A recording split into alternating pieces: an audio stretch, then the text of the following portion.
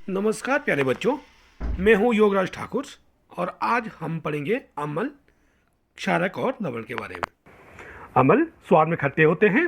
ये नीले लिटमस को लाल में बदलते हैं और जली विलयन में अम्ल हाइड्रोजन आयन देते हैं। जैसे उदाहरण है सल्फ्यूरिक अम्ल, हाइड्रोक्लोरिक अम्ल इत्यादि। और बच्चों, पानी में अम्ल की मात्रा के आधार पर ये दो तरह के होते हैं। एक होता है कंसंट्रेटेड एसिड यानी कि सांद्र अम्ल, जिसमें अम्ल की मात्रा अधिक और पानी की मात्रा कम होती है। और दूसरा होता है तनु अम्ल यानी कि डाइल्यूट एसिड।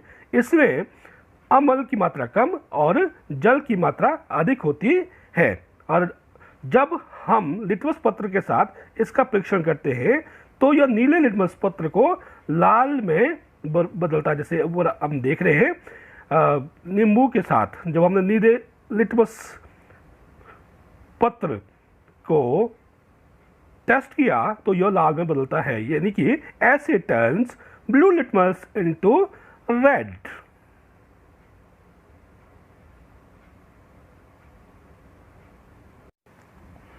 क्षारक स्वाद में कड़वे होते हैं। ये लाल लिटमस को नीले में बदल देते हैं। जैसे हमने साबुन के साथ लाल लिटमस का परीक्षण किया है तो हम देख सकते हैं कि लाल लिटमस इसमें जो है नीले में बदलता है। और क्षारक जली विलयन में OH आयन यानी कि हाइड्रोक्साइड आयन देते हैं। इसके उदाहरण है सोडियम हाइड्रोक्साइड, पोटाशियम हाइड्रोक्साइड इत्यादि। और एक चीज़ का ध्यान रखना बच्चों, जो क्षारक पानी में घुलनशील होते हैं उनको हम क्षार कहते हैं। Means bases which are soluble in water or called alkali। तो इस चीज़ का ध्यान रखना आपने कि क्षार क्या हुआ, जल में घुलनशील क्षारक को हम क्षार कहते हैं। यदि हमने एसिड और बेस का टेस्ट करना हो तो हम इसको कैसे करेंगे? हम इसको सूचक यानी कि इंडिकेटर द्वारा करेंगे, क्योंकि यह संभव नहीं है कि हम जो है विभिन्न प्रकार के रसायनों को टेस्ट करें और ना हमें इनका टेस्ट करना चाहिए। तो इसलिए जो है हम सूचक यानी कि इंडिकेटर के आधार पर जो है एसिड और बेस का टेस्ट करते हैं। ये तीन तरह के होते हैं। एक प्राकृतिक सूचक यानी कि जिनको हम पेड़ पौधों से प्राप्त करते हैं, मुख्यतः लाइकन से हम इसको प्राप्त करते हैं और अन्य कई प्रकार के पौधों से भी हम इसको प्राप्त कर सकते हैं। और दूसरा कृत्रिम सूचक यानी कि सिंथेटिक होते हैं, ये संश्लेषित होते हैं, जैसे कि मिथाइल ऑरेंज, फिनोप्टलीन। और तीसरा जो सूचक है वो गंधी सूचक यानी कि गंध के आधार पर जो है हम इसमें एसिड और बेस का टेस्ट करते हैं।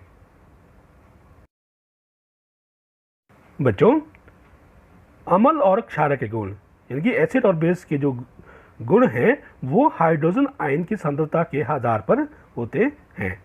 जब हाइड्रोजन आयन की सांद्रता अधिक होगी वो एसिडिक होगा, और अगर इसकी सांद्रता कम और हाइड्रोक्साइड आयन की सांद्रता अधिक होगी तो वो बेसिक इन नेचर होगा।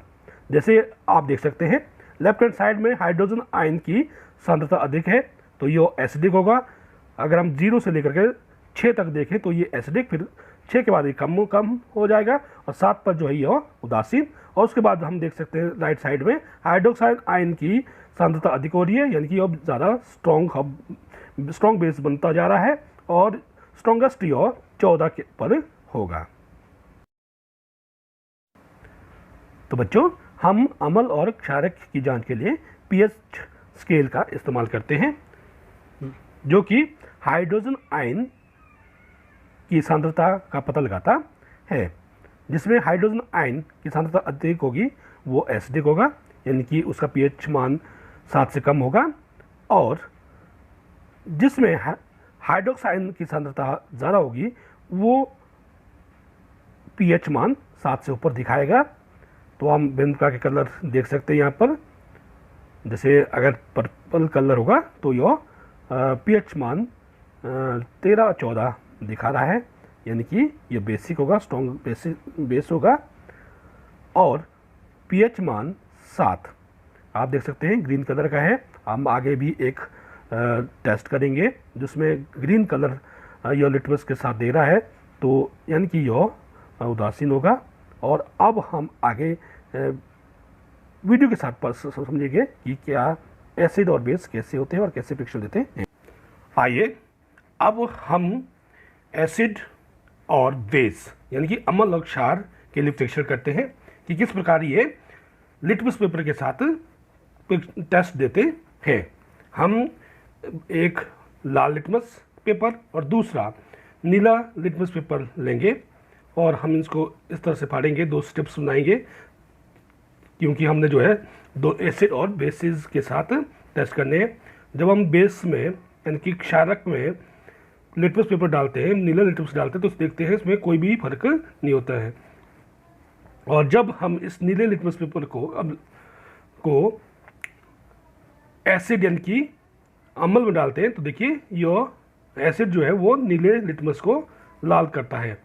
तो ये याद रखना बच्चों, acid turns blue litmus into red. अब हम लाल लिटमस के पत्र के साथ इसको टेस्ट करते हैं, तो हम देखते हैं कि क्षारक में लाल जो है वो क्या हुआ, नीला बदल गया।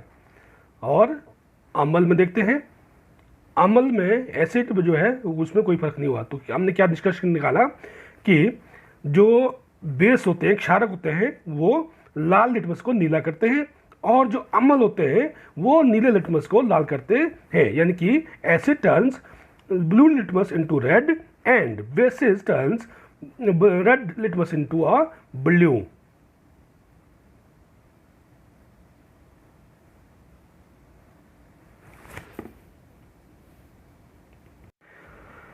अब हम क्या करेंगे, साबुन लिया हमने और इसका सॉल्यूशन बनाएंगे, पानी में इसको घोलेंगे और पूरी तरह से इसको डिसॉल्व करना है, ताकि यह बेस का टेस्ट दे। हमें पता है कि soap is basic in nature, sodium hydroxide से बना होता है, ये बेसिक होगा। और अब हमने जो है इसका टेस्ट हल्दी के सॉल्यूशन के साथ करना है। हमने पानी में हल्दी को घोल के हल्दी का सॉल्यूशन बनाना है, और जैसे ये हमने बनाया है हल्दी का घोल, अब हम हल्दी के घोल को साबुन के घोल के साथ मिलाएंगे और देखते हैं कि इसमें किस प्रकार रंग में परिवर्तन होता है। यानी कि हम यहाँ पर देखते हैं कि हल्दी जो है वो एक नेचुरल इंडिकेटर का काम करता है, एक प्राकृतिक सूचक का काम करता है। और यह जो है अगर हम देख रहे हैं साबुन का घोल अभी वाइटिश दिख रहा है और हल्दी पीला, और जब हम इसको मिलाते हैं तो ये जो है रेडिश ब्राउन हो जाता है। यानी कि हल्दी जो है वो बेस के साथ जो है रेडिश ब्राउन कलर बनाता है। तो यानी कि ये प्राकृतिक सूचक बनता होता है। हम 2 बीकर लेंगे, एक में हाइड्रोक्लोरिक अम्ल लेंगे और दूसरे में सोडियम हाइड्रोक्साइड लेंगे, और इसी में हम यूनिवर्सल इंडिकेटर डालेंगे। यूनिवर्सल इंडिकेटर जो है वो पीएच मान के साथ साथ जो है डिफरेंट कलर देता है, वाइड रेंजेस ऑफ कलर देता है। और हम जैसे देख रहे हैं कि अगर पीएच मान 3 या उससे कम हो, यानी कि स्ट्रॉन्ग एसिड हो, तब ये जो है पिंकिश कलर देगा। और अगर स्ट्रॉन्ग बेस यानी कि 11 से ऊपर की पीएच मान में जो है ये पर्पल कलर देगा। हम जैसे देख रहे हैं, हमने हाइड्रोक्लोरिक एसिड और सोडियम हाइड्रोक्साइड लिया है, तो एसिड के साथ पिंकिश और बेस के साथ पर्पल कलर। जब हम इसको मिक्स करते हैं तो हम देखते हैं क्या होगा, ये देखिए ग्रीन कलर आ गया, और ग्रीन कलर जो है ये पीएच मान 7 दिखाता है। तो इस तरह से ये न्यूट्रलाइजेशन रिएक्शन हुई, यानी कि ये जो है इसमें एसिड बेस खत्म हो गया। हम गुलाब लेंगे, इस तरह से हम एक गुलाब लेंगे और एसिड के रूप में हम लेमन जूस लेंगे, या इसमें हम विनेगर भी ले सकते हैं। और बेस के रूप में हम इसमें बेकिंग सोडा ले रहे हैं यहाँ पे, और पानी के साथ मिलाएंगे और इसको घोलेंगे। अब हमने क्या किया, एसिड और बेस और लिया और साथ में सीजर। अब हम जो है गुलाब की पंखुड़ियों को इस तरह से रब करेंगे कागज़ के ऊपर। विल रब the petals of rose like this, इस तरह से। और इसको जो है हम पूरे कागज़ में रब करके इस तरह से बनाएंगे। अब इसको हमने स्ट्रिप्स में छोटे छोटे टुकड़ों में काटना है, ताकि हमारे ये लिटमस पेपर बन जाए। अभी हम क्या कर रहे हैं, गुलाब लगे कागज़ को हम काट रहे हैं, स्ट्रिप्स बना रहे हैं, ताकि हम इसको लिटमस पेपर के रूप में इस्तेमाल कर सकें और एसिड और बेसिस के टेस्ट कर सके। तो हमने क्या किया, तो हमने लेमन जूस लिया और दूसरा हमने बेकिंग सोडा यानी कि सोडियम बाइकार्बोनेट लिया। अब हम जो है लेमन जूस को लगाएंगे तो देखते हैं कि ये इसको थोड़ा रेडिश कर लेता है और सोडियम बाइकार्बोनेट जो बेस है वो उसको ब्लूइश कर देगा। इस तरह से हमारे पास स्ट्रिप्स जो है वो बन गए।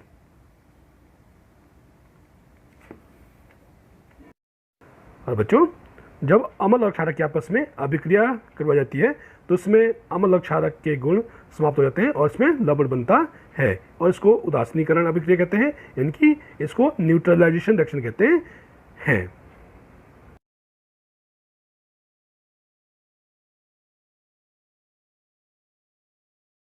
तो बच्चों, जब हम उदासीनीकरण अभिक्रिया पढ़ते हैं तो उसमें विशेष ध्यान रखना कि उदासीन लवण तभी बनता है जब अम्ल और क्षारक दोनों स्ट्रॉन्ग हो, यानी कि स्ट्रॉन्ग एसिड और स्ट्रॉन्ग बेस, तभी जो है न्यूट्रल सॉल्ट बनेगा।